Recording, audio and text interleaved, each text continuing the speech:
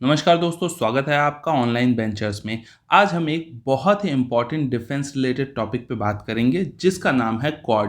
Quad आज के समय में इंडिया के लिए बहुत महत्वपूर्ण होता जा रहा है डे बाय डे। और क्वाड के जो लीडर्स हैं, इनमें जो देश शामिल हैं, उनके जो टॉप लीडर्स हैं, उनकी पहली बार मीटिंग 12 मार्च 2021 के दिन हुई है। तो इस मीटिंग से क्या निकल के आया है, क्वाड कैसे शुरू हुआ था और कैसे यहाँ तक पहुंचा है, चाइना को इससे क्या दिक्कत है, क्यों चाइना को लगता है कि इस क्वाड से चाइना को प्रॉब्लम हो रही है। साथ ही साथ ये जो क्वाड मीटिंग हुई थी, इसमें दो चीजें हुई हैं जिससे कि चाइना को भी भविष्य में खतरा है और भारत के लिए ये एक अच्छी बात है। इन सारी चीजों पे डिस्कस करेंगे वन बाय वन। तो चलिए वीडियो को स्टार्ट करते हैं, पर उससे पहले आपसे रिक्वेस्ट है, अगर आपने हमारे चैनल को अभी तक सब्सक्राइब नहीं किया है तो जरूर सब्सक्राइब करें। आपको ऐसे ही वीडियोस यहाँ पे मिलते रहते हैं। तो क्वाड बेसिकली एक ग्रुप का नाम है दोस्तों, जिसमें कि 4 कंट्रीज करंट में शामिल हैं। इन 4 कंट्रीज का नाम है अमेरिका, भारत, जापान, ऑस्ट्रेलिया। तो इन कंट्रीज के जो लीडर्स हैं वो 2007 में ये ग्रुप बना था, पर उसके बाद से कभी इन कंट्रीज के लीडर्स ने एक दूसरे से मुलाकात ही नहीं की थी। पहली बार ये मुलाकात हुई है। तो क्यों ये पहली बार मुलाकात हुई, अगर आप इसके बारे में जानना चाहते हैं तो आपको थोड़ा सा इसके इतिहास के बारे में जानना पड़ेगा। एक्चुअल में क्वाड का जो फॉर्मेशन हुआ था, इसका आइडिया था जापान के प्रेसिडेंट शिंजो आबे का, और इन्होंने ही इस ग्रुप को इनिशिएट किया था सन 2007 में। और उस समय इन्होंने भारत के तत्कालीन प्रधानमंत्री मनमोहन सिंह, अमेरिका के वाइस प्रेसिडेंट डिक चैनी और ऑस्ट्रेलिया के पीएम जॉन हॉवर्ड के साथ बातचीत की कि हमें भाई एक ऐसा ग्रुप बनाना चाहिए और बाकी उसके फ्यूचर प्रोस्पेक्ट्स को देखा जाएगा। तो उस समय ये सारी बात हुई और उसी समय 2007 में ही एक नवल एक्सरसाइज हुई जिसका नाम मालाबार नवल एक्सरसाइज रखा गया। और इस एक्सरसाइज में क्वाड की ये 4 कंट्रीज प्लस सिंगापुर भी मौजूद था। तो उस समय जब ये एक्सरसाइज हुई, उसके जस्ट बाद ही चाइना का जो प्रभुत्व था वो आप देखिए कितना ज्यादा था। एक तरीके से चाइना के आप वीटो पावर कह सकते हैं, चाइना के पास था। चाइना जो चाहता था एशिया में वो होता था। तो चाइना ने अपना प्रोटेस्ट जारी किया, या आप कह सकते हैं इनडायरेक्टली अपने वीटो पावर का यूज किया। और चाइना ने कहा, क्या आप ये जो एक्सरसाइज कर रहे हैं ये चाइना के अगेंस्ट में है? अगर चाइना के अगेंस्ट में है तो आप सब चाइना से दुश्मनी ले रहे हैं। तो ये चीजें ठीक नहीं हैं। और उनकी इस बात को सुनते ही आपको विश्वास नहीं होगा, लेकिन क्वाड उसी समय खत्म हो गया। कैसे क्वाड खत्म हुआ? तो जिन लोगों ने शुरू किया था क्वाड को, उसमें से 2 लोग बदल गए। जैसे कि उस समय जापान के जो पीएम थे जिन्होंने शुरू किया था वो थे शिंजो आबे, लेकिन 2008 में ये पीएम बदल गए जापान में और वहां पे इलेक्ट हुए यासुओ फुकुदा। तो ये थोड़ा सा चाइना को लेके झुकाव रखते थे, तो इन्होंने जापान को क्वाड से बाहर कर दिया। उसके बाद ऑस्ट्रेलिया में भी नए पीएम इलेक्ट हुए, केविन रूड। और केविन रूड के भी आते ही वो भी चाइना को खुश करने के लिए इससे बाहर हो गए। अब यहाँ पे बचे सिर्फ क्वाड में मेनली 2 लोग, अमेरिका और भारत। तो भारत के जो पीएम थे उस समय के मनमोहन सिंह जी, इन्होंने जनवरी 2008 में चाइना विजिट किया। और उस विजिट के बाद क्वाड के ऊपर जब चाइना ने सवाल खड़े किए, तो फिर हमारे मनमोहन सिंह जी ने कहा कि हमारे लिए प्रायोरिटी चाइना है ओवर द क्वाड।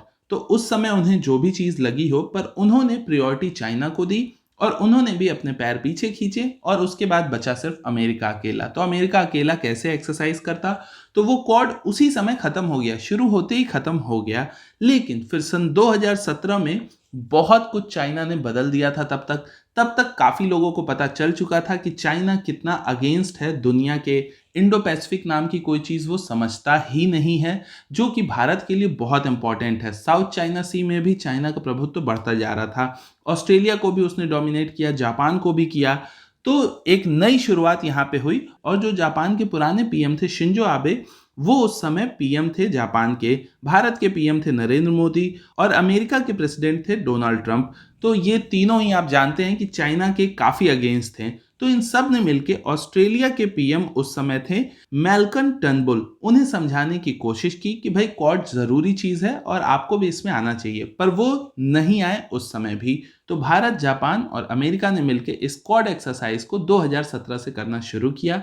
ये अभी कोई ऑफिशियली डिक्लेयर्ड मिलिट्री अलायंस नहीं है तीनों देशों का, लेकिन ऐसा माना जाता है कि भविष्य में ये एक मिलिट्री अलायंस हो सकता है, पर फिलहाल नहीं है।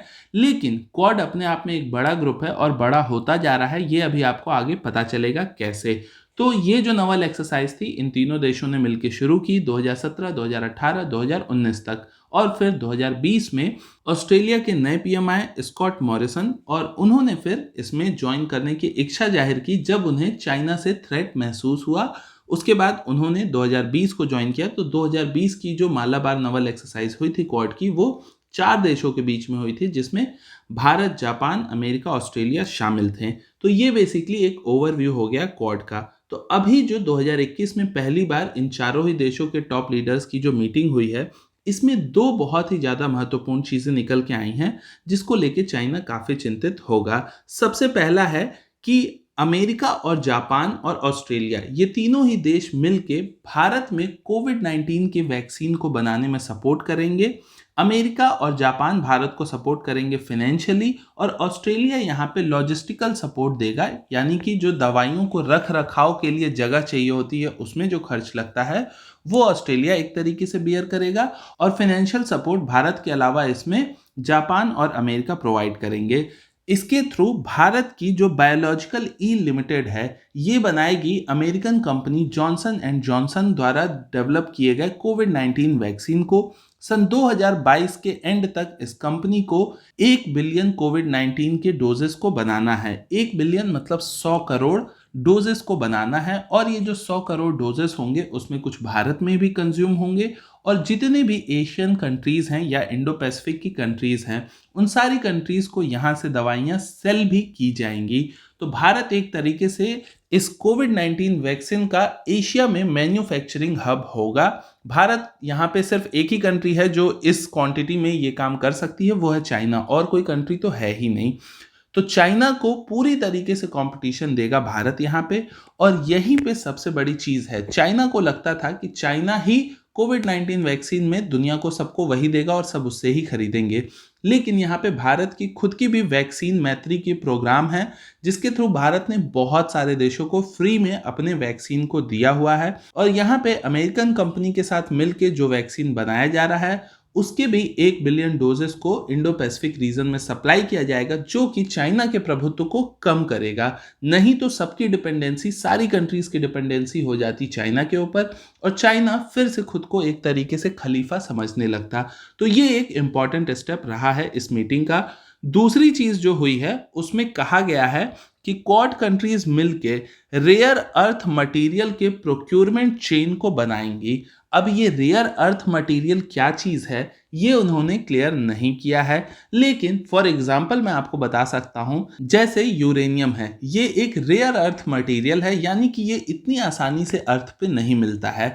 तो ऐसे और भी जो कोई रेयर मटेरियल होंगे जो पृथ्वी पे पाए ही नहीं जाते हैं आसानी से, ऐसे मटेरियल्स को ये चारों ही देश मिलके आप कहिए इसका प्रोक्योरमेंट करेंगे या इसकी खोज करेंगे, इसका देख रेख करेंगे। तो ये भी अपने आप में ये दो बहुत ही इंपॉर्टेंट चीज हुई हैं जो कि इस क्वाड मीटिंग से निकल के आई हैं। बाकी भविष्य में क्वाड कोई मिलिट्री अलायंस बनता है कि नहीं, जैसे अभी हमारे मिलिट्री अलायंस रशिया के साथ हैं, ये देखने वाली बात होगी। हम आपको इस पे अपडेट जरूर करते रहेंगे, इसलिए आपने अगर चैनल सब्सक्राइब नहीं किया है तो जरूर करिएगा। मैं मनीष मिलता हूँ आपसे अगले वीडियो में। नमस्कार, जय हिंद।